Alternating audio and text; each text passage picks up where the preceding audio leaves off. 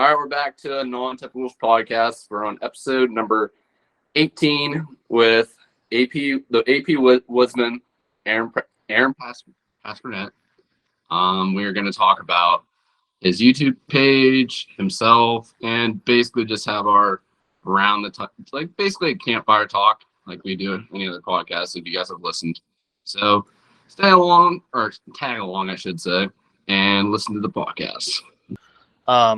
So Aaron, you want to go ahead and introduce yourself? Definitely give a plug for your YouTube and your personal pages as well. Yeah, hi. My name's Aaron Pasquerette. Live close to DuBois, Pennsylvania. Been hunting and fishing since I can remember.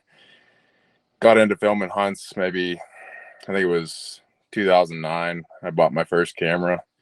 I used to watch the guys over at Leatherwood Outdoors. I don't know if you guys have ever watched their stuff, but they just kind of inspired me to start carrying a camera into the woods, and I think it's like 115 videos, and 10 years later, here we are. So the YouTube channel is called Legendary Pursuits, basically on most of the popular social media apps, but just try to keep it real, help people see how it actually goes down in the woods, and give a couple tips along the way. So yeah, for sure. And I know I've followed you, probably since we started the non-typicals, and you were one of the first pages we started following back.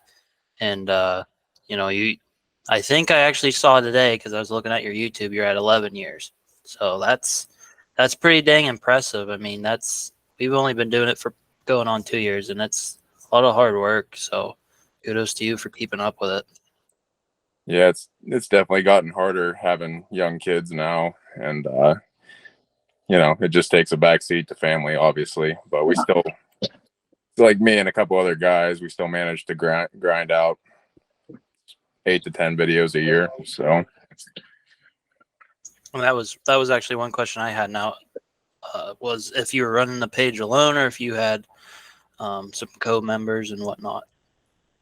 yeah, I mean, it kind of flexes between 5 and 6 guys, but only a couple of us actually have cameras. So if the 2 guys that have cameras aren't there to film it, it's not much goes on. But my buddy Justin Crosley, he films a lot up there in the big woods, and he's gotten into the editing side of it, so that's helped not take some pressure off of me having to edit everything. So yeah, definitely that would help on our group. And I know we get your struggles too, not everyone has a camera, but everyone wants to contribute, so it's hard to figure out how to split the cameras and stuff like that. Yeah, I mean, it's definitely not for everybody. I mean, it's kind of I just tell everyone they should get a handy cam to start, but still it's a financial, commitment once you, just for a handy cam,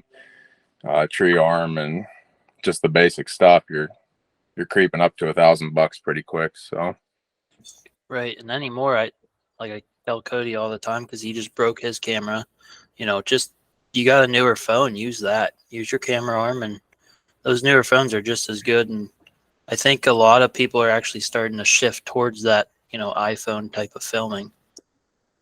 yeah, my buddy Sean, he's part of the group, and we were out turkey hunting this spring, and there was a bald eagle like 60 yards away in a tree, and I had my nicer camera on it, and he had his cell phone, and I swear the video he got was better than what my nice camera was getting. Yeah, honestly, sometimes those simpler cameras, they take better point and shoot film, honestly. Yep. So let's deep dive into your YouTube. I know you said that Leatherwood's the kind of the reason you started. But what was your struggles early on, and what do you still struggle with filming? You miss a lot of opportunities and stuff. Let's deep dive into that. Yeah, I mean, I think probably a lot of the guys that get into it, if they're in it 3 years after that, it's, there's not a very big percentage of guys that are actually still hanging with it then. I never really wanted to do it to be famous or anything. I wanted to have the videos to go back and watch and show my kids someday. So that helped take some of the pressure off. But probably the biggest thing I struggle with is just wanting to be a hunter first. Like I, you know, I'm not great at holding out for bigger bucks. And if I get a rutted up 6-point coming in, it's, I try to remember the camera, but I've actually got my last 4 bow bucks on camera.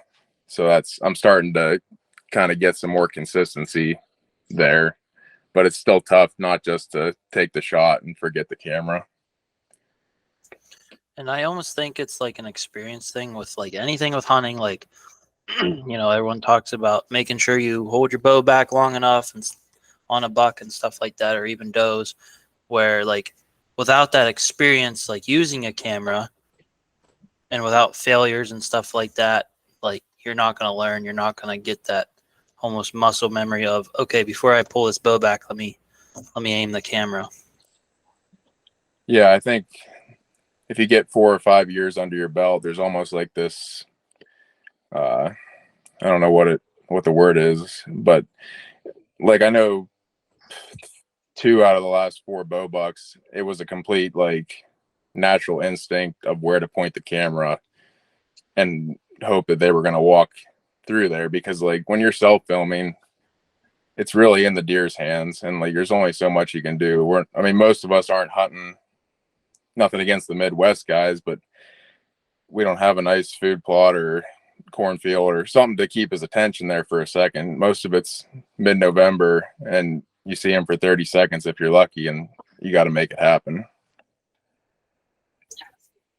I think a big thing that we all, and like I told everybody starting out, like I'm probably year filming wise, I'm probably like 5 or 7, but we didn't start posting any content until 2 years now.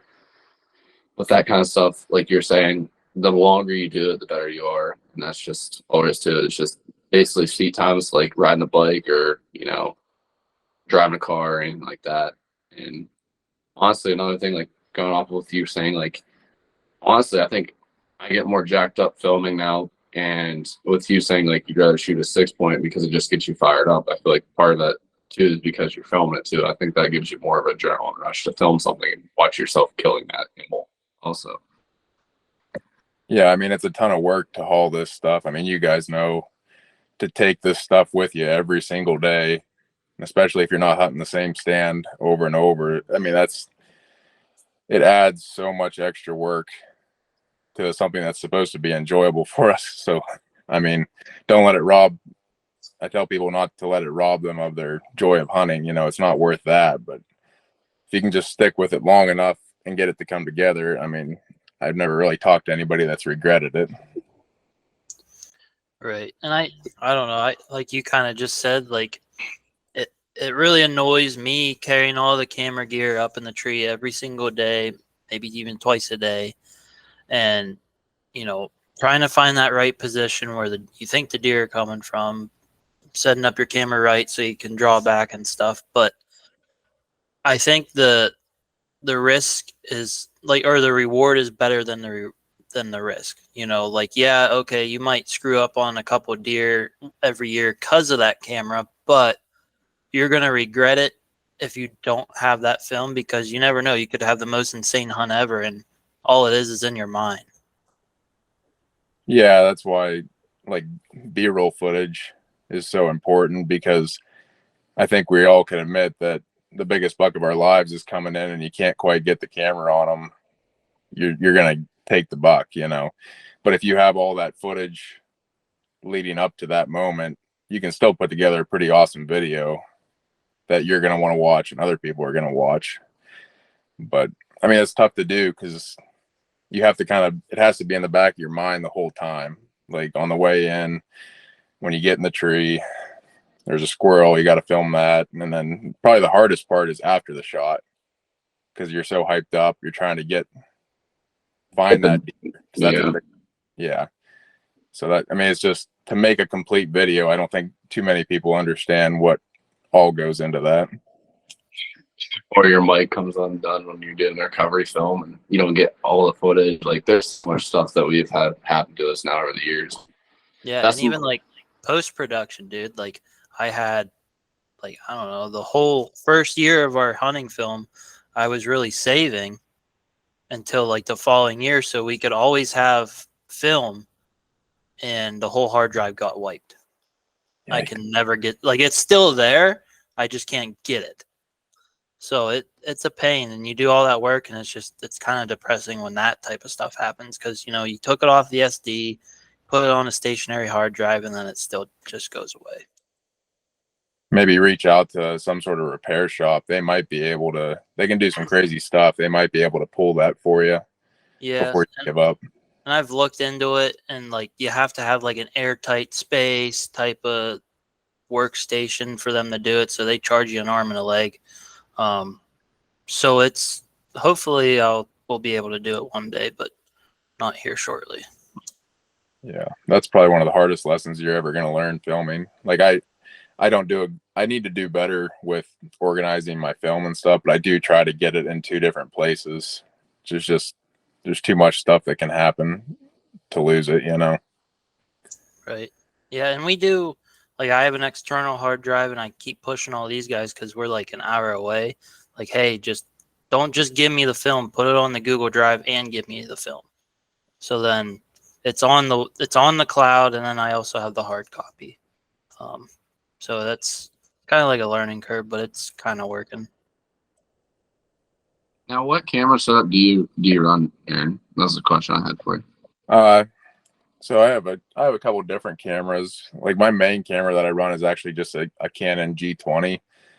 I mean, a lot of these places, I hunt almost entirely public land, and just like the 1.5 mile hikes into the mountains and stuff, like that camera is it's getting worked pretty hard.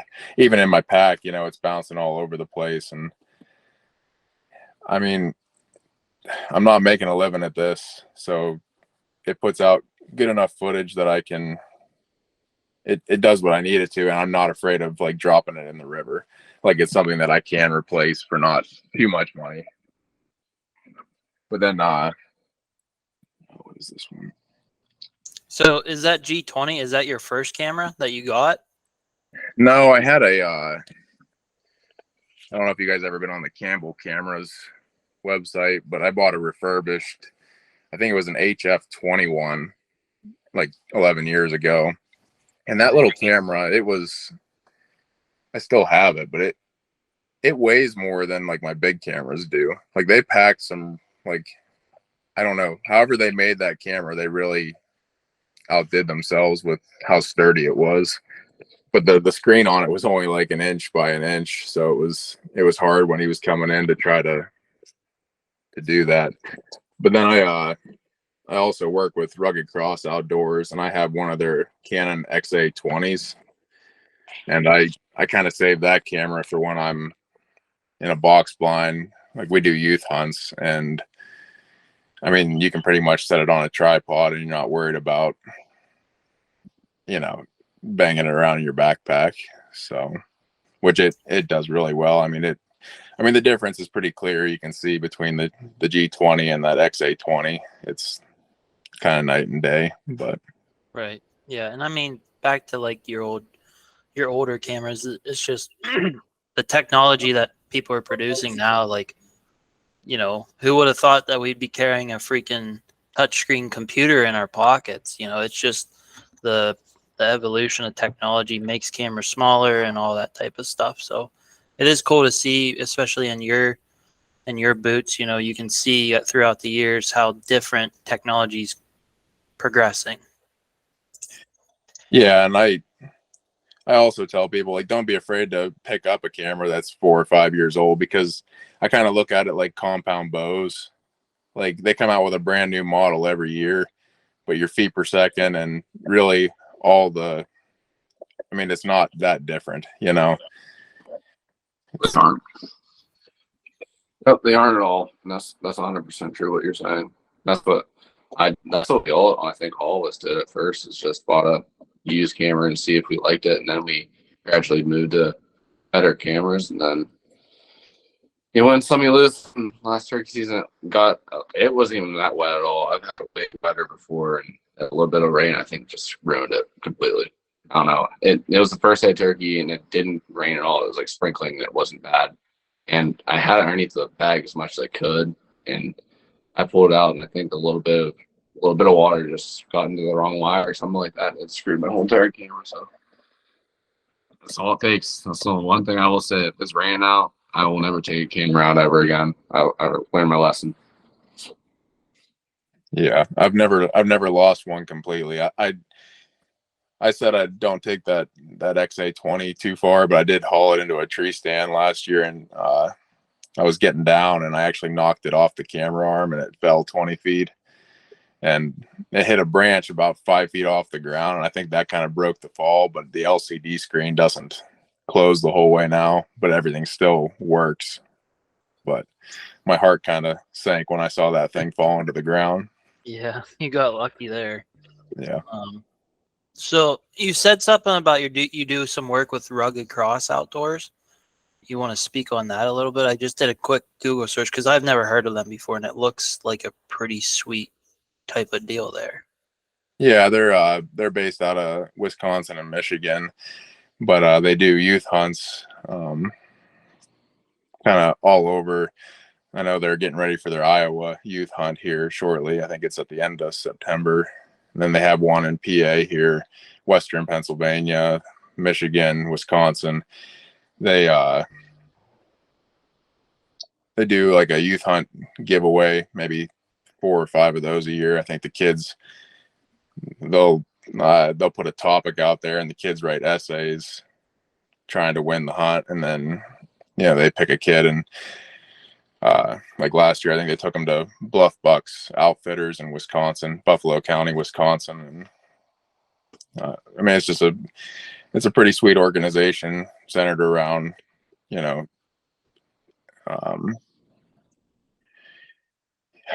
helping, like, it's just like helping kids learn about Christ and the outdoors. And I've been with them for, I think this is my 3rd year now. So I film and I edit the videos for them. So I think trying to put out like a video a month. So their YouTube page it's staying more consistent than mine is right now, which is good. But right. Oh, that's really cool, and that's a great way that you taken what you've done as a hobby and given it back to the youth hunters. I think that's really cool. Yeah, and they're I mean, just put it out there for anybody that's interested, but they're usually looking for volunteers, whether you're from any of those states that I mentioned. They're always looking for help to get kids out there. So I think there's a tab on their website to be able to reach out, and if anyone's interested in that. Be something cool to look into, Moss. We actually brought that up in one of our podcasts already about getting youth involved and somehow like that. And that'd be pretty cool to get involved with. It's different. Yeah, I think this is probably the 3rd podcast in a row we've talked about some type of mentoring program, and I think that's really cool because like when we were growing up, that to my knowledge that really wasn't happening. Not that I don't think either one of us needed a mentor, but I think that's really cool. There's a lot of kids, parents that I had a mom reach out to me recently. I worked with her and my last job, and she was reaching out to me to try to help her kid get involved with hunting. And I've been trying to do as much as I could, and and she doesn't have that father, like he doesn't have that father figure, that can take him out hunting, and she doesn't know anything about hunting at all. So there's a lot of kids out there that probably are having that problem right now too. Yeah, for sure. Just real quick on the Rugged Cross Outdoors thing, they this past year they filmed a kid. So 15 years ago he shot a doe with them, and then last year they filmed his daughter shoot her first deer. So it kind of came full circle for that group. It had been around for probably what you're saying, back when you were a kid almost. Yeah, that's kind of impressive, honestly. Like, I don't know. That would. You think we would have heard about that? What I'm saying, that rugged. What I'm saying, they've been doing it for that long. What I'm saying, that's crazy to think about. Yeah, I mean, the internet's a huge place. You know, it's easy to miss stuff, but I'll just say that like I've had the pleasure of working with kids in the outdoors with different groups for the last 7 or 8 years, and it's just like one of the best things that I've ever done. And now like my kids are starting to get older, and I'm thinking about getting my boy into the woods, but I've probably been a part of like pushing 20 first deer or turkeys through these groups, and that's just a small way to give back, you know. And they're the future. Like, I mean, we're still pretty young, but we always need to think about who's up the bat next after us. And honestly, the world is not, it's not really tailored towards the outdoors and like preserving this important aspect of life. So it's kind of up to us. I was actually going to bring that up because I think I saw on your Instagram story that your son was sneaking up and shooting a deer target with a bow. I was going to bring that up to you. So I'll bring this up to you now. I'm going to be at that stage probably here in the next 5 or 10 years, roughly. When do you think your son's going to be ready, or like how are you going to go off that? Like, I'm just curious by your opinion. Just I'm shooting for just seeing like this year. So he's 6 this year, and I'm trying to get him ready for the youth doe season. And we're going to work on it more over the next month and a half here. And if I feel like he's mature enough, I don't know if there's like a for sure way to tell if your kid is ready, because everybody's different. I've worked with kids that they weren't ready, you know, like their parents brought them, but they weren't in it, they weren't ready. And I've worked with 6-year-olds that do better than grown men, you know, because like kids actually listen to you. That's the awesome part. Like it's almost easier like when you're coaching them, because I don't know how many times I've had a kid aiming down on a deer, and I'll just whispering, talking them through, and I'm like, okay, I'm gonna stop them, and when I stop them, I want you to squeeze the trigger, and like they just squeeze off a perfect shot like 8 out of 10 times. But just back to your question, I don't have a real straight answer for you. I'm gonna see in a month here, and I'll let you know. But he's built like a tank, so he's big enough to do it. Yeah, I was gonna say, like, I didn't know if you were gonna. Well, now the big thing is like, I'm not bashing crossbows. I don't know if you're gonna go the crossbow route, or if you're just gonna just do rifle only, or if you're gonna do, what route or what you believe in, because like that's something that, like, they never had crossbows there for a long time. Like when we were growing up, you had to pull back the 35-pound minimum. It had to be a vertical bow, and that's just how it was. I know if you felt ways with the crossbows and stuff like that, if you're gonna go compounds, I was just curious. Yeah, it's definitely a different, like we couldn't hunt till we were 12, and like I was a big kid at 12, so I was able to, and I didn't even start bow. No one in my family bow hunted, so like I was 14 before I ever even picked one up at a yard sale. So I was big enough to go straight into it. But with him, like obviously he can't pull that 35 pounds, and he's probably not going to be able to for a couple years. So like it's crossed. I mean, I know it's crossed his mind. He looks at the Bass Pro flyers that come in the mail, and he's like, "Dad, we got to get a crossbow." And like I'm honestly not like I'll never use one unless I get injured or whatever. But I think it's okay to get them. You know, there's probably going to be one in my house here soon, and It's okay to get your kid exposed, That And that's what I think that I think everybody agrees on too. There's nothing wrong with a kid that's that age class that can't pull back a bow fully potential.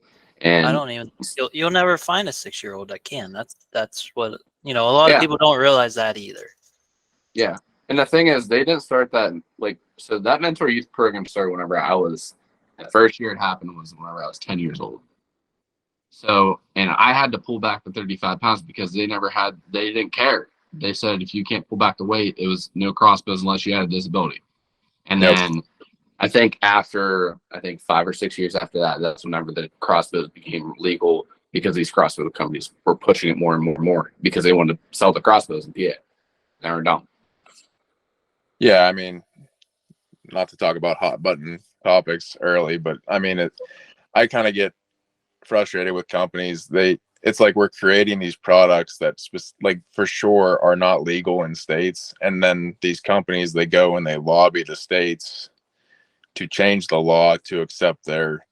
I was like that one muzzleloader Traditions came out with. It's like a fire stick or something. You like the powder charge is completely encased in waterproof plastic, and you load it from the rear. Like the slug goes down the barrel, but the powder goes in the rear, and by definition, that's not a muzzle loader. No, But they're basically just shooting a rifle is what you're doing, and that's basically what they're coming to. yeah, and I think one of the biggest things we're losing is like hunting is supposed to be a challenge. Like it's supposed to be hard sometimes. It's supposed to be you leave empty-handed sometimes. And like it even goes into like the flintlock hunting here in Pennsylvania. Like I know guys push for the inlines in the late season, but it's not what it's about at all. Like it's you're missing the whole point. Yeah, and I think that's the problem. There's a fine line between keeping things traditional, but also keeping new hunters interested. You know how many dead deer would be dead in late season if they let inlines happen? It'd be a massacre. You know how many deer I've seen get missed in flintlock season? They're dumber than crap because they're huddling around the food. If you find a pocket of deer, it's a slaughter fest. And with the flintlock, you maybe get 1 out of the 50 deer you see in a drive. It's nuts. So I've mentioned this before, but like the flintlock harvest total is so low that they don't even factor that into their total deer, take like what they want in a year. They don't even factor flintlock hunting into that because it's such a low number. And if you add inlines to that, like everyone just thinks like, oh, 3 weeks, like 3 weeks of inline hunting. Like, no, I hate to tell you this, but you're going to turn into Ohio and it's going to be a 3-day weekend. That's what Ohio's late inline season is, because they are. I mean, I hunt with them. I go to Ohio and I use them early in Pennsylvania, and it's near a rifle nowadays. Out west, I think they have laws now. You can't shoot certain types and stuff like that because they're shooting over 800 yards inlines. That's nuts. I know, like their elk inline season, you're not allowed to use a scope.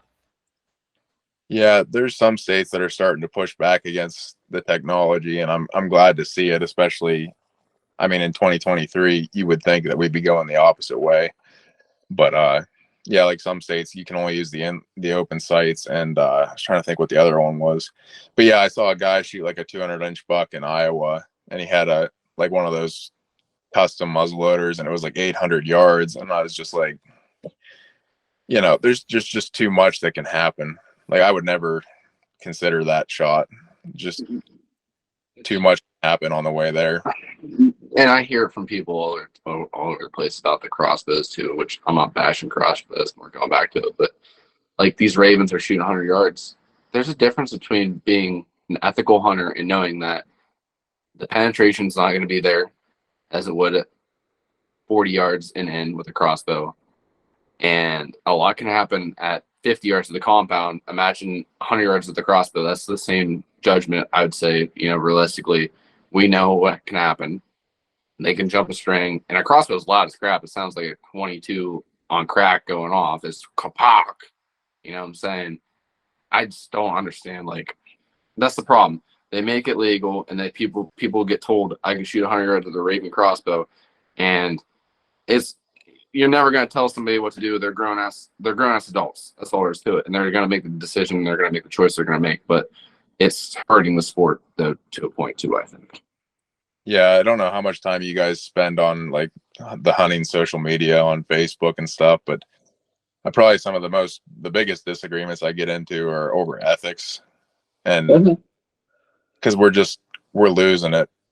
I mean, it's such a slippery slope that we're on, and guys will be like, well, that's not up to you to decide.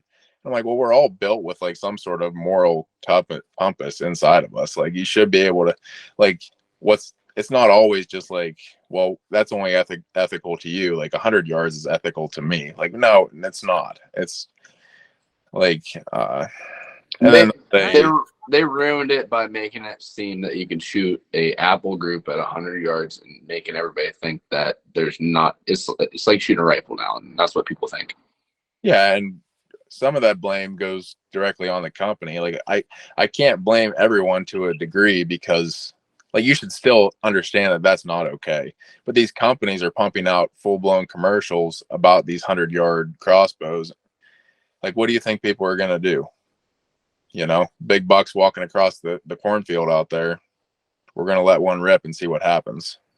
Yep, and I agree with what you're saying to 100%. And it's not the person's fault, because, like, honestly, if I wasn't raised at a young age to hunt and I didn't know any better, and I got brought into the sport by just watching that video of that guy shooting that crossbow, I'm gonna think, oh, if he can shoot a target at 100 yards and hit that apple, why can't I shoot a deer at 100 yards with my crossbow? And we're all agreeing that it just comes back to that company. It's just sad that they would even do that. Yeah, I'll just say, like, I do think there's a place for them, you know, in the hunting community for sure. It's just not for everybody. And you see guys that say, like, well, today's compounds are not, they're almost exactly the same as crossbows. And it's like, if anyone's actually being reasonable with themselves, it's not even close, you know, because like you have to pull back a compound, you have to practice. Like the few crossbows that I've ever even fired, it's like I pulled up, I aimed at the bullseye, and next thing I know, the bolt's dead center in the bullseye. Like it's just, there's no movement involved that you can have it across the, I'm not, like, they're legal. It's just not for me. So I think it's because we've been raised in that stage where we weren't raised into using the crossbow. And you know what I'm saying? That's the totally difference between now and then. Because we had to use a compound or a recurve before, and we got raised into this is what you gotta do. Between you and I think eventually it's gonna come to a point where it's just gonna be, I hope it doesn't come to this point, but I feel like it's gonna get to the point where it's just gonna be crossbows only. yeah, I really hope that never happens. I don't. I really do. I don't see it. I don't see it, but at the same time, if we look at it, it's heading I that could- direction. I could see majority, kind of like how compounds versus like recurve hunters are now. You know, the compounds are the majority, but they're still recurve hunters. Well, recurve's getting big though because of the people that were Right. raised with the compounds are going to make it themselves more challenging by going to the recurve. Like Yeah. the crossbow hunter should be doing that with the crossbow to go to a compound, but it's never going to happen because they like to kill. That's one of the few positive things that I've seen is the push to go towards traditional archery, which is, it's kind of a surprising turn in today's age, but like, and I don't know if some of the guys on social media are just doing it for clout or whatever, but it does seem like I mean, even me personally, I know a lot of guys that are like, they just genuinely want to have that challenge and try it. So that kind of gives me hope for the future. I'm going to try it, but like I told everybody in the group, and there's Alex is the only one that's a diehard hunter out of all this, and he's full fledged for it. If I feel confident enough to harvest a deer ethically and not wound a deer, I'm gonna try it. But the problem is, I some days I feel like I could go out there and smoke a deer all day, every day, and then there's some days I have a bad day shooting, and I'm like, I can't do it, not yet, because I'm not confident enough, and I don't want to wound a deer. Yeah, that's where I'm at too. I'm just lucky to hit the target.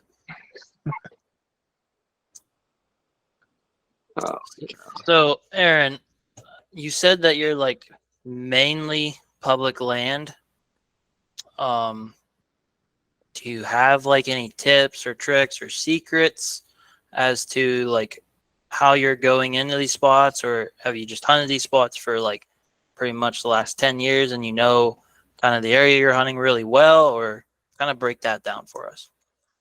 I mean, I think what helped was being young. Like my family had a farm, but it butted up to state game lands, and there was no posted signs.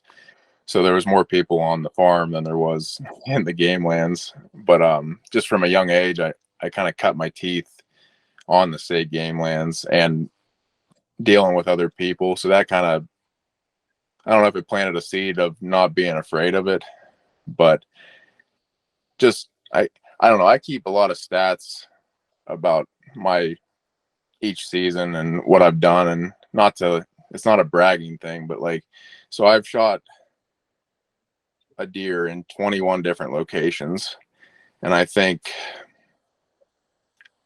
maybe 18 of those are public land spots.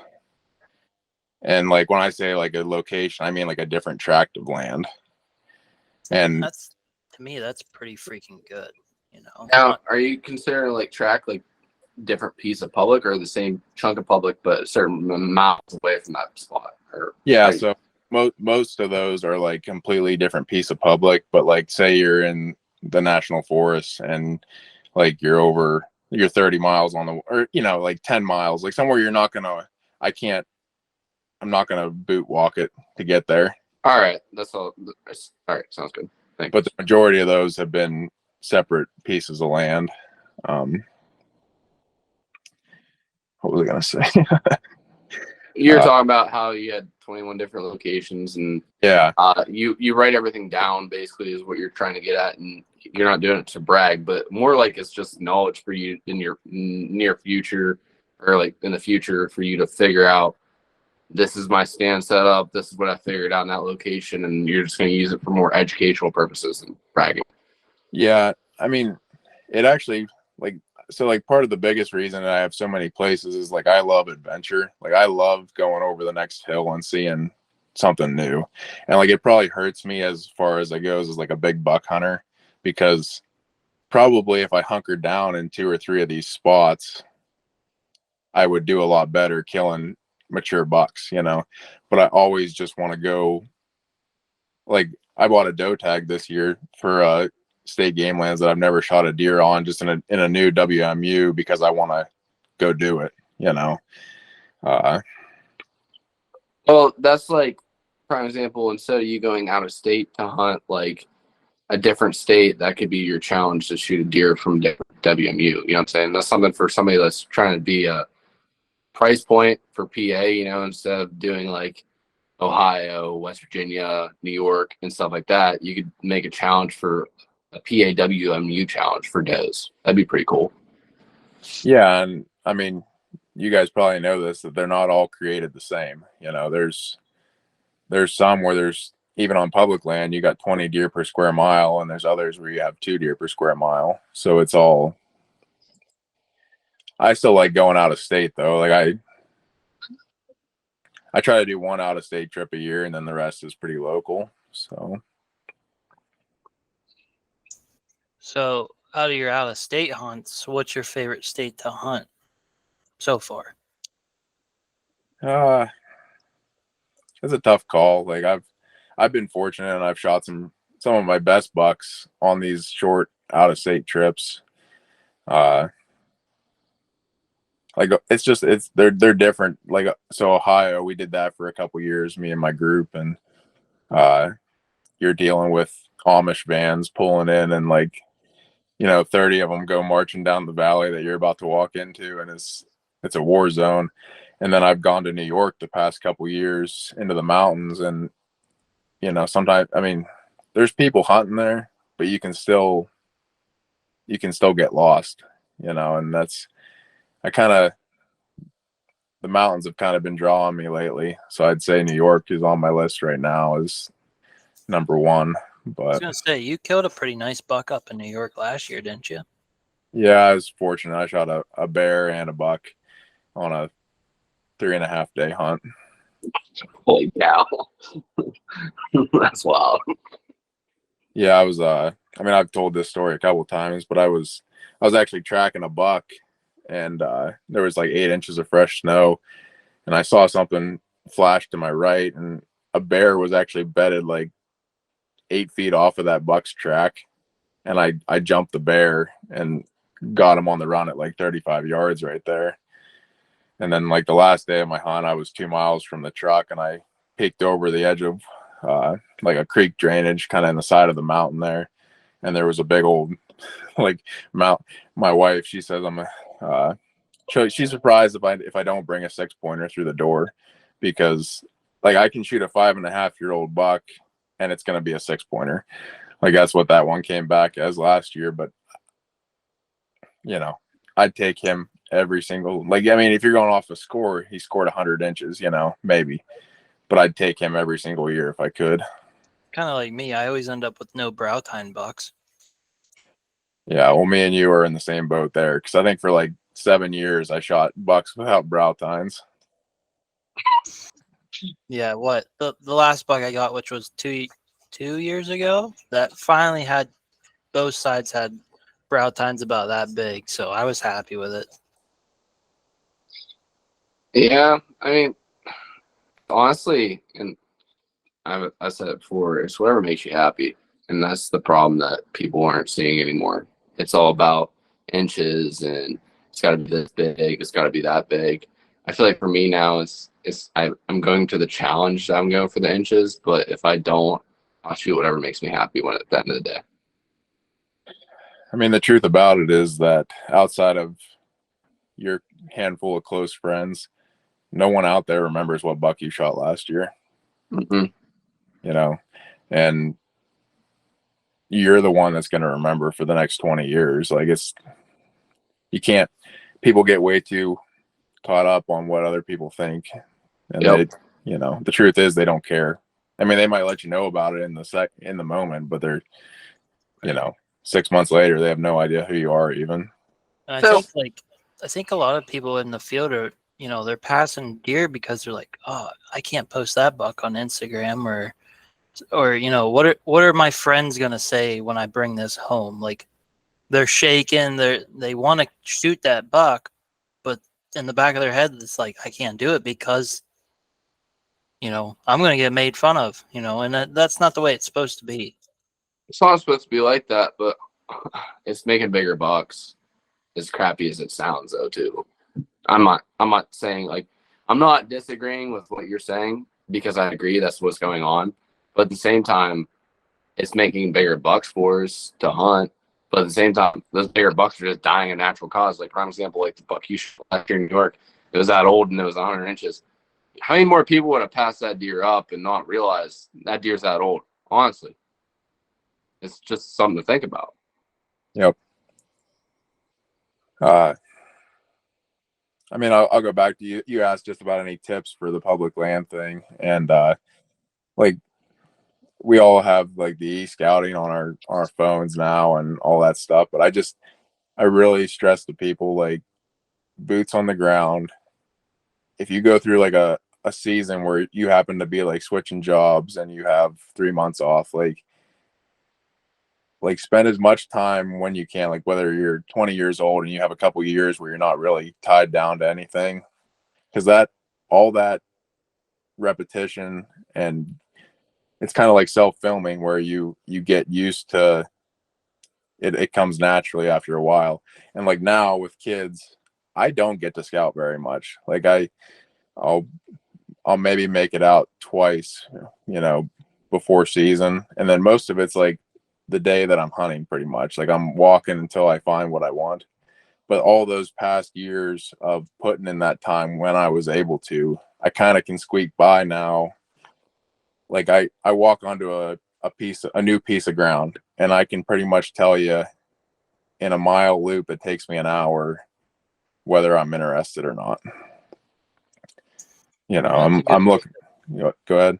That's a good way to look at it because 3 years ago I moved up north to the national forest, and it took me a while to really figure out and commit to the area. But like, if you're going to a new area, don't be afraid to eat a tag. It's probably going to happen your first year. And I don't know, it's just looking at a map. To me, I want to say it's almost pointless. Like an Onyx or Spartan Forge, they're not going to tell you where the bucks are. If where I'm at, it's almost all flat land. So they don't have that topography features and stuff like that. So I pretty much just use Onyx as kind of like a tracker. I'm pinning stuff. That's it. I'm not e-scouting. I just pick a tract of land that I think is accessible, in a 2-hour walk in the morning, and then I'm just going and scouting it. That's kind of how I do it. And I like that, mine and your just walking type of thing is the same. Yeah, like that buck I shot in New York. So I never stepped foot on that side of the mountain before. And I was like, literally my goal, like I already shot a bear, so I really didn't have anything else to prove. Not that I ever have anything to prove, but you know what I mean? Like I didn't have to shoot a buck. I didn't feel like I had to. So I was like, well, I've never walked here before. So I'm gonna take the next 4 hours and I'm just gonna hunt slowly. I'm gonna look at the land, look at the habitat, because you know, and it worked out to where, and it's happened time and again like that. I think it was 2017. I got out of the truck in Ohio on my first ever DIY hunt. I walked down this field edge and this giant 6-pointer jumped up and he ran down into the field I was in and stopped at 40 yards and I shot him through the chest and it was over. And it's just like taking shots on places you never been. And even if it's a bust, it's not a bust. Like now you cross it off. Now you don't have to worry about it again.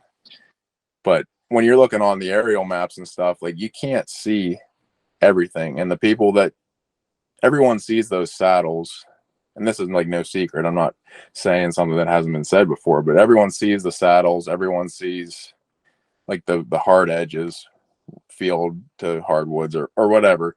But I can't tell you how many times I've actually gone into a spot that doesn't look like much from an aerial view. And I'm like, some of our best spots are like that. Like you couldn't pick out the spot that me and my buddy Justin have shot. I think we shot 3 really nice mountain bucks the last 4 years, and he missed one the off year. Like you can't see that from a map. And even when you're in there, you know how it is up in the big woods. Like sometimes the sign's not even there. Like sometimes you have to just trust that there's a deer there and climb a tree. And sometimes you hit a home run with it. The one kid, he was actually on the podcast before this one. His name's Torin, and I don't know, for some reason I like to shoot ideas off of him because to me he just seems like he knows his shit. And the one year I was just like, dude, these deer up here, they are not rubbing. They don't rub, but they're scraping everywhere. Like they have scrapes literally on almost every tree limb that they can, but they're not doing rubs. It's weird. Yeah, I don't know if it comes down to, I mean, we see that a lot. And the few times that we do find like a cluster of rubs in the big woods, like we pay pretty close attention to it because it's like there's something going on there. And like what we've pretty much settled on is that there's a doe group there that comes into heat sometime, you know, it might be November 1st, it might be November 8th, but there's something that doe group is concentrating 4 or 5 different bucks from the surrounding area into that, whatever you want to call it. Like it's a finger ridge or it's a bottom with a creek in it. Like when you do find that in the big woods, you better pay pretty close attention to it because it doesn't happen very often. Yeah, I'm thinking of that one, Cody. Remember where me, you, and Theron found that shed and then we wrapped around the hill?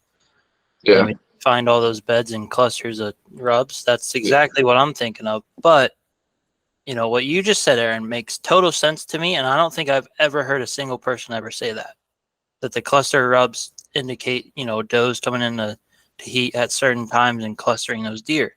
Like most people are like, all right, rubs are indicating travel movements, like to and from beds or to and from food sources.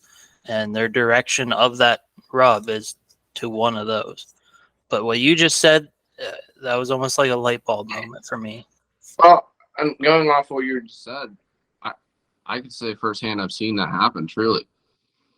Prime example where I hunt on my personal family farm, and Moss even knows I kill a buck there I probably killed 3 or 4 different bucks there in the same week in November.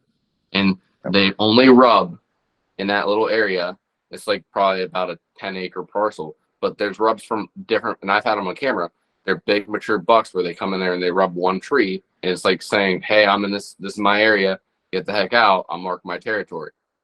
And it always happens during the rut. I don't have rubs there early season. I don't have rubs there in the middle, like before when they start shedding their antlers, like shedding their velvet, I should say. It's right there in that rut time frame, and I really haven't put two and two together until you legit said that, and I thought about an area where maybe in my area I could say that, and that matches up perfectly with what you just said. So I've firsthand seen that.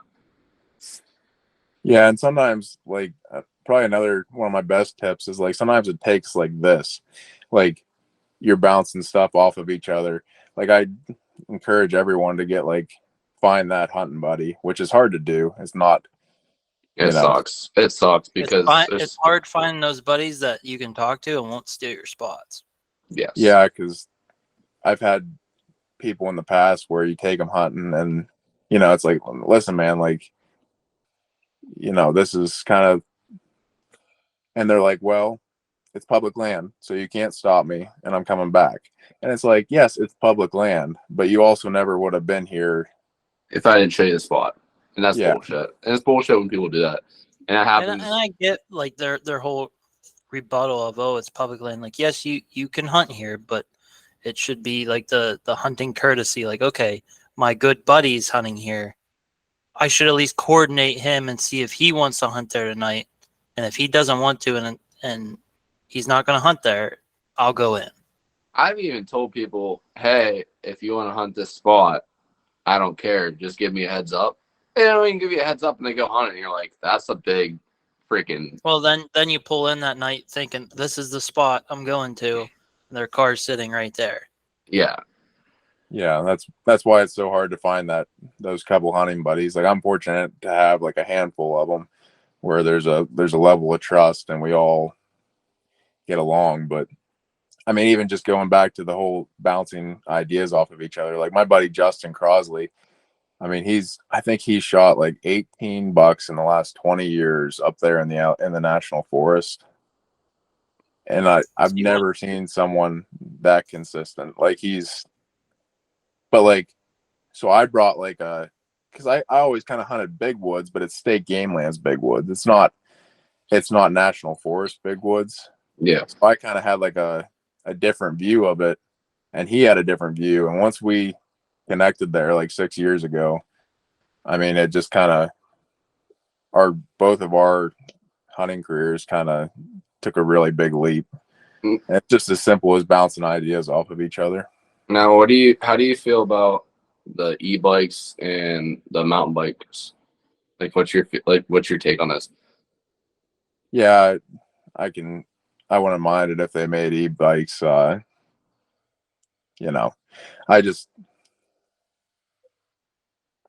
think it's a rich man's game.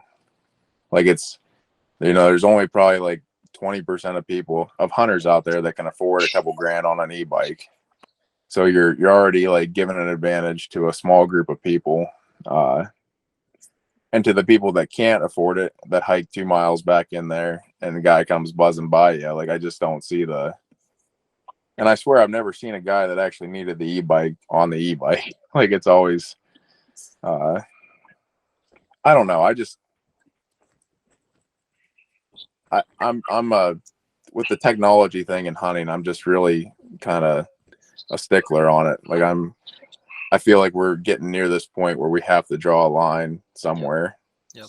Whether that's e-bikes, cell cams, drones. Like drones, they could be gone. I don't. Speaking, we'll go down a rabbit hole right here. Speaking of those freaking drones, if you pay attention to TikTok, everyone's got a drone now looking at deer. Every single person. And thermals. And thermal side of things too. It's nuts. Like, who has 18 grand to drop on a drone and just look at deer? Here's the thing, and here's what I'm gonna get at. I think now, since that whatever the heck his name is, the Amish guy or that Mennonite, whatever the heck his name is, ever since he did that, I think he's paying people now. He said that, yeah, he is. He's paying people to have the drone. And he's gonna pay for them to do their services through his company, Deer Drone Recovery. That's fine. I think his idea is brilliant, and I think it's really helping a lot of hunters recover deer. I just don't like the fact that people are going around and looking for deer. The wounded and recovery, that's one thing, but going around and looking for deer, that's a little bit too much. Well, he started that now for like let's say, prime example, I want him to come to my farm and tell me how much deer per acre square, like per square acre there is. Your deer density. That shouldn't be allowed. That's illegal in Pennsylvania, technically. You're not allowed to freaking have flying objects harass the wildlife. Yeah, but you have to actively harass. And I disagree. I think a lot of people are into that deer management, and deer density plays a huge role on that. Now, is it 100% accurate? Probably not. But I'm talking to people that literally are just going out looking for deer, seeing where they're at, and more than likely using that to their advantage.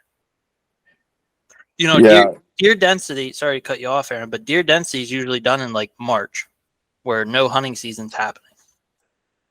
Yeah, I'm cool with that. Like with a big window outside of season, But like I know a couple years ago, I saw a drone footage of this gigantic black bear in a cornfield 3 days before bear season.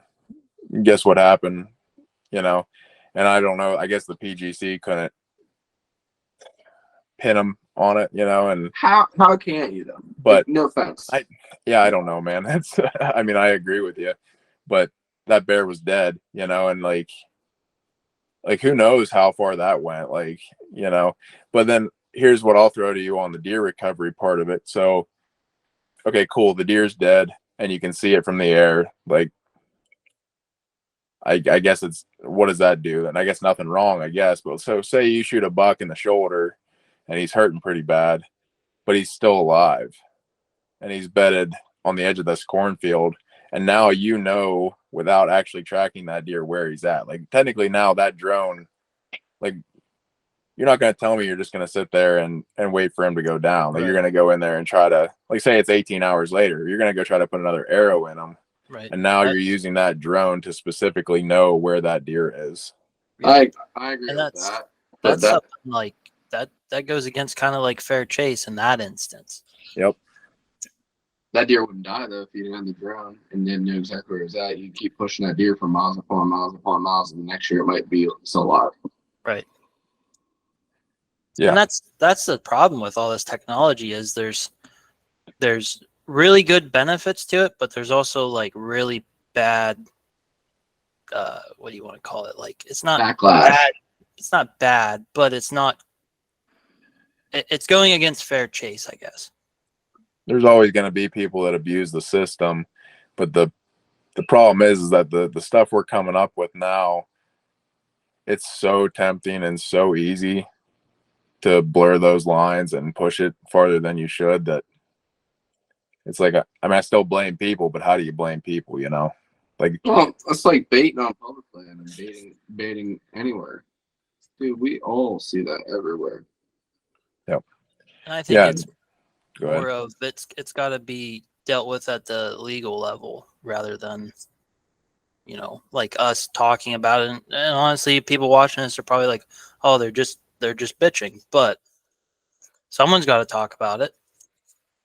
Yeah, and I'm fine being that guy. Like I'm okay with a little controversy and whatever, but I can't believe they haven't banned the baiting outright with CWD. Like they're so focused on that and they're so concerned about it, but yet they're still like places, not during season, but they're still like okay with you putting corn out for the deer sometimes, You know why? We already talked about it. It's kind of like that whole crossbow thing where we were talking about the industries. If they could did that, all those freaking Walmart shelves with the freaking big time or any kind of supplement or mineral, dude, it's gone. Yeah. And those minerals are like they're a giant problem on public land. Like, I mean, you can't, like, people don't understand this, but like, so you have to get rid of bait, like, what is it, 30 days before season? Is that right? Yeah, Joe Schmidt Blow's putting out right now. That's not going to be gone by September 30th. No, that stuff is in the ground. And the only way that you're, like mineral site, the only way you're removing that is you have to take a wheelbarrow in there and remove the dirt that's physically contaminated. Yeah, and like, what are you going to do? Like I'm pretty sure that's illegal in the national forest. So you can't do it anyhow. Like you can also throw down like lime and like pelletized lime and stuff like that, neutralizer.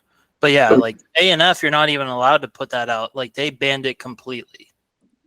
Yeah, well, social media says that it's Oh, trust me, we've had conversation after podcasts about certain big names using minerals and salt.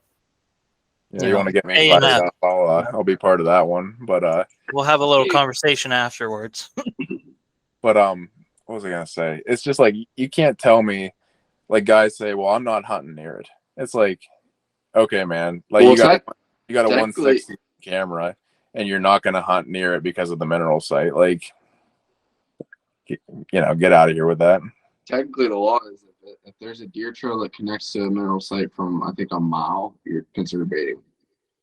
Yeah.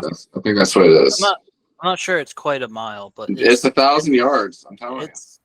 It's quite a few ways. My dad got fined for a salt block at a cow pasture a mile away from that. He didn't know there was a salt block in the cow pasture. And then Joe Schmo Blow nowadays can have a corn pile right in front of the tree stand and they never get caught. It's just being in the wrong time and place, and they just know that if they want to screw that person, they're going to screw that person. Yeah, I wish they would. Like, this is like the gray area that I wish they would clean up, because I don't think that there's a set distance. Like, it's kind of up to the warden that day. At least I've never seen like a for sure number on it. But like, so say that you're on your family farm and the neighbor's farm is posted, right? And you're hunting maybe 200 yards from the line or whatever, but you've never been on his side because you're not going to trespass, right? And he's got a mineral site over there. You should know. You should know. You should know, don't you know? That's what he's going to say. Well, yeah, but the warden can come in there and say you're hunting that day, and he can fine you for that, Yeah, and that's the thing. You should know is what they're gonna say. You should. Yeah, and like, how am I supposed to know? Exactly. That's the messed up part with our common law system. Right there is what you're saying. Right there. There's so many gray line areas, and that's why certain game wardens. I'm not saying any names of any game wardens because we all have had a fair share of probably instances with certain ones. We all had. I'm just saying. There's no set They make it so they can make money, is what I'm going to say. They make the laws so they can make money and they can find whoever the heck they want to find. There we go. Well, luckily you guys have a good game warden now. I know him pretty good. But where was I going with this? Oh, did you guys see? This kind of plays into what you guys were talking about. It was like 1 or 2 years ago, a game warden busted some guys down in, I think, Kernsville. And I can't remember if they were baiting or whatnot, but it was posted. So then it must have been some hunt club or something sued the game commission because they weren't supposed to be there because it was posted. So now there's a law that the game wardens have to have physical evidence and not like what do they call it? They think something's going on there, or I received a tip. They need to actually physically watch them take, just say, deer corn into their driveway and drive it into their field. I didn't realize that case was settled or whatever. I mean, I heard about that. I just didn't know that they came to that conclusion on it. I know there was one got busted right on the backside of Treasure Lake. I know for a fact. I'm not. Well, I know the judge, at least I'm pretty sure the judge finalized the court case. Whether or not they made a law about that, but the judge ruled in favor of the hunt club that that's what should have happened. Yeah, I mean, I always understood it like the wardens pretty much had free reign to go where they wanted as long as there was a suspicion. I'm not saying that that's always correct. Like, there should be some limitations on it, but I always kind of come back to, if you got nothing to hide, then exactly. Yep. You shouldn't have anything to hide. If you're wrong, you're wrong. The thing that gets me is like I've heard like there's some stories where people are changing their orange at the truck, at the end of the day, and they get fined for not wearing orange at their truck. That's getting to the point now where you're harassing the hunter, but they're not. You're the gray line. There you go. The way the law set up, they can technically fine you for that. It's just stupid stuff like that. And what if that was the first time hunter ever? You know what I'm saying? They're never going to want to do that again. They're never going to want to go hunting again. Yep. It was 2014. I rattled in a buck for my cousin. It was a big, giant 9-pointer. he shot it, and we were dragging it out the family farm road there. And I think we were like 20 yards from the edge of the road, and his dad walked back the path. And next thing and his dad had already been to the truck, got undressed, did whatever. They lit us up with lights, and they fined him for not having orange on within 20 yards of the road there. Like it was clear that we were dragging the deer out, that he literally just stepped into the woods, and he got nailed that day. So yeah, there's a back where I grew up, someone was gutting a deer. You take your jacket off. You got your vest over your jacket. You take your jacket off and roll up your sleeves to gut the deer. Well, he got a fine because he literally was in the process of taking it off. That game warden didn't know if he was going to put it back on or not, but he got a fine.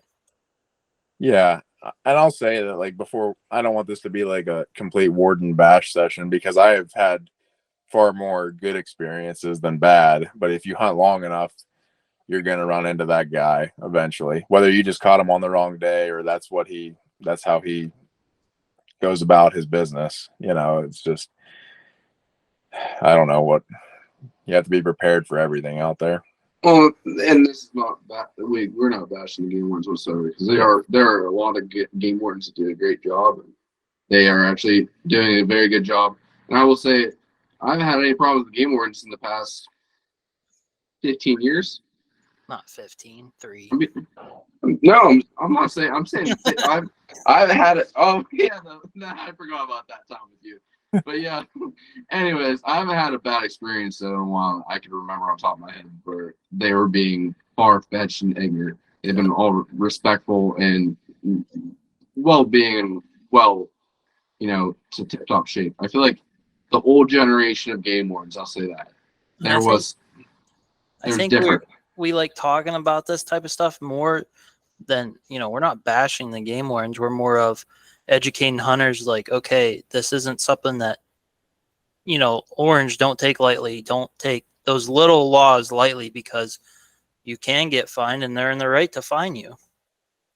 Yeah, I mean, it comes down to it. It is our responsibility to know the law for the season that we're planning on hunting. Like,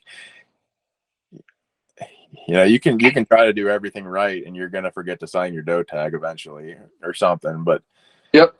I mean, you got to think about all the interactions they've had where their life was probably on the line, because there are a lot of people out there that are just bad people.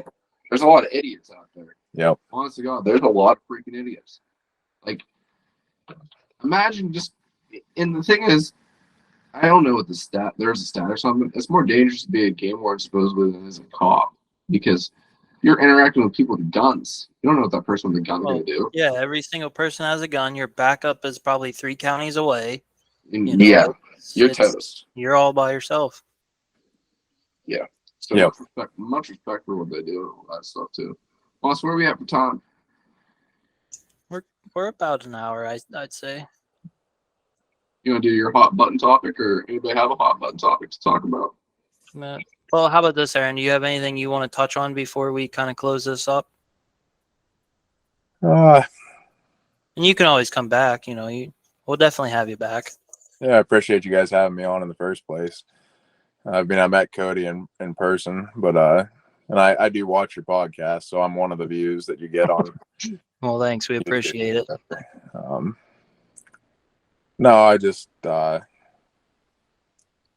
don't have anything specific unless you want me to expand on something else. It's just, I'm looking forward to this season, Yeah. Oh yeah, there you go. What's your take for this season, and are you excited for it? And any bucks that you said I know that I've heard you talk before. You run truck camps for a whole year. Is there any bucks that made it through the year that you hope to see this year? Or? Nothing specific, and I use trail, like the few trail cams that I put out. They're historical data, so like I'll get a buck and be like, man, that would have been cool to see him. And if he's alive next year, good. But it's almost like I don't check cameras enough to even know until I have a better chance of running into him in the tree stand than I do knowing he's alive beforehand. I never get caught up on one buck. I just try to put myself in a position where I can intercept one of a couple bucks that, or an area that I know that like a buck of the caliber that I want to shoot is going to maybe come through. I mean, the biggest buck we ever had on camera, me and my buddy, I'm not kidding you, he was pushing 170 up there in the big woods. The biggest deer I've ever, one of the biggest trail camera pictures I've ever even seen in Pennsylvania. And we would get like 1 or 2 pictures of him a season, all in the same spot, all in daylight. And you think we could ever see that deer or find a shed or jump him out of his bed during season? It's just, I don't know. He's like one of those ghosts, you know, he day walks twice in November. And if you're not within 30 yards of that tree, he's probably going to die of old age. Other than that, like my wife she's finishing her master's degree this fall. So I'm kind of being super dad here, holding the fort down. So I'm probably not going to get much hunting till the youth season. And then I kind of put all my eggs in one basket there early November. And then I'll be up in New York again around Thanksgiving. So I just I'm not in a place in my hunting career right now that I can pick a specific buck out and chill. I don't have to kill a deer every year, but we all like shooting deer and I like eating venison, so I'm just not that picky, you know. There's nothing wrong with that. Nothing wrong with that at all, though. Yeah, like last year I barely had any time to hunt because she was in school also, and I just wanted to shoot like a better buck with my bow. Like I wanted to get my best bow buck, and it just happened to be like the first morning of archery season that I hunted. He was the first deer that came by the tree, and I had zero hesitation about taking him. So, you know, hopefully that happens again this year because it's probably what it's going to take. I'd say that's pretty awesome to do that. You must be pretty confident in like your woods knowledge, you know. Yeah, I think that's probably the biggest thing is like I'm to the point. I don't want it to come off like I'm overconfident or anything or bragging. It's not that. It's just when you love something like this much and you invest this much time, eventually you're going to get to the point where it's like if I have 3 days, I can probably get my opportunity. And for so long it was like it was a struggle just to get that opportunity, but I never was focused on what to do when it actually presented itself. So like maybe 5 years ago when I started this bow buck kind of streak that I'm on, my focus shifted to what am I going to do when the opportunity presents itself. Like you're going through, you know, your motions, even just telling yourself to aim small. Like it's all this stuff that it's hard. You get lost in the moment. We all do. Yep. But like switching my focus to actually making it, I wasn't worried about getting the opportunity. I was worried about making it count now. And ever since I switched that in my mind, things have gone really well. Yeah, that's what I was in the process of doing this year until I broke my ankle. So it's pretty hard to shoot a bow now. How long are you down for? Well, I just had surgery last Thursday, and they say 6 to 12 weeks. So yeah. Yeah, sorry to hear that. Thanks. And the worst part is I was hanging a trail camera and the stick gave out, whether it's my fault or the sticks or whatever. But we still hung the camera, and that was one of those light bulb moments like, yeah, I need to be here. And there's a nice buck there. Yeah, I saw that. Now I know what you're talking about because I saw it on your story. You guys were asking if this is broken or not. I knew immediately. Everyone else is like, oh, it's just a sprain, you're fine. And then x-rays showed up. I went to the specialist and he's like, yeah, you shouldn't break your bone that way. Yeah. So yeah, we'll be doing a lot of ground hunting this year. It's just wild. Yep. You'll probably shoot your biggest buck doing that, you know that? I hope, knock on wood, but I just worry. I don't even care if it's big or not. I'm shooting it. I just worry about getting it out of the woods and tracking it. That's my favorite part, is tracking your own deer. Yeah. Well, that's what Cody's for. Yeah, we'll see. He likes to run on blood trails instead of actually looking. I like running. I'm like bloodhound, just run. Yeah. All right, Aaron. I know we've taken up quite a bit of your time tonight. If we want to do our hot button topic, and then we'll let you do your plug again on all your socials. So so is social media, the way it is right now, helping or hurting us as hunters? I'll go first. I feel like I do this every single hot button topic. I'm on the fence. Like, it's good and bad. It's bad because it makes everyone think that we need to kill the biggest bucks for the clout. You want to get everyone's approval, and that's taking away from the enjoyment of hunting. Whereas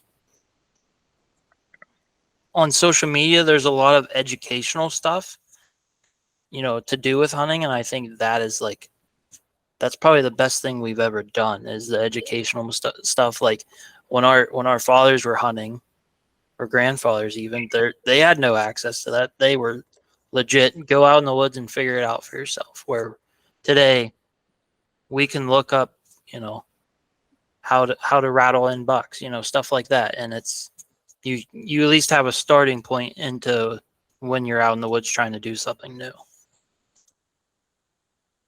I'll go. I think that, like Moss is saying, there's good and bad, and I'm gonna go with the bad in my side of things. The bad part about social media now is it seems like everything has to be a competition for everything. Like, if you don't kill a big buck, or I killed this many turkeys in this many states this year, or I did that, or I did this because I'm a better hunter than you because I shot this many deer this year, this many turkeys this year, blah blah blah. It shouldn't be about that. It should be about just posting your animal, of just showing that, hey, this is something that you should do. It's fun, it's enjoyable, and I like to get involved with my family and friends. That's why I do it. That's the whole thing why I post what I post, because I'm showing this is what I had the best day ever. I made a memory that I'll never forget to the day I die, because I was there with my friend, or I was there with that person, or something. I was there harvesting that animal and taking its life, because that's something I'm going to remember till the day I die. Now the pros about the social media is you get to see all this new technology too. Like, that's the pro about, I think, technology. Like, we see like the new hunting like saddles, to the hunting tree stands, to all the new stuff that we see now that we didn't know before. The deer studies that we get to like see, the deer studies, like with the Pennsylvania deer study that just came out a couple months ago, about the 10-year study. That kind of stuff is very good informational stuff that the hunting industry is doing good. The bad is it's like your Lee and Tiffany Lukowski's and stuff like that. Nothing against them, and I'm not shaming those guys. They're doing a good job. It's the people that are bragging, saying, I shot, the heart, like basically ruining the harvest pictures for like people, you know what I'm saying? I guess it's more like bragging, I guess it would be. I don't know, it's tough to talk about. Like, it's tough to basically voice my opinion about that side of it. Yeah, I mean, I could go on and on about this. I'll try to keep it short, but it's like, I think hunting influencers, which, like, I don't know, however you want to define that, like, in a way, you guys are, to a degree, I post stuff, like, but the ones that are really trying to quote unquote make it, they're hurting us more than they're helping us. Like, when you're these videos that are like 6 turkeys in 3 days, like, or I can't personally stand when you got a dead buck there and there's 2 tree stands, 3 pieces of camo, a bow. Like, you can't even see the deer anymore. Like, everything's just laying on top of it. But I guess what I really am trying to get at here is, people don't realize how small of a minority we are as hunters and even fishermen. Well, fishermen, there's probably more, but as hunters, like, we're this tiny little percentage. And I made a post a couple years ago talking about like just taking good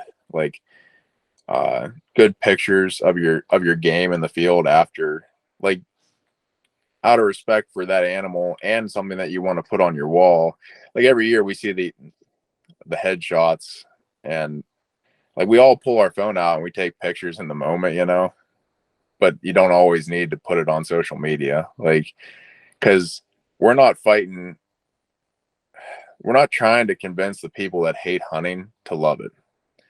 We're trying to convince the people that are on the fence not to vote against us, you know, and it only, to push them over to that other side, it's way easier than pulling them over to our side.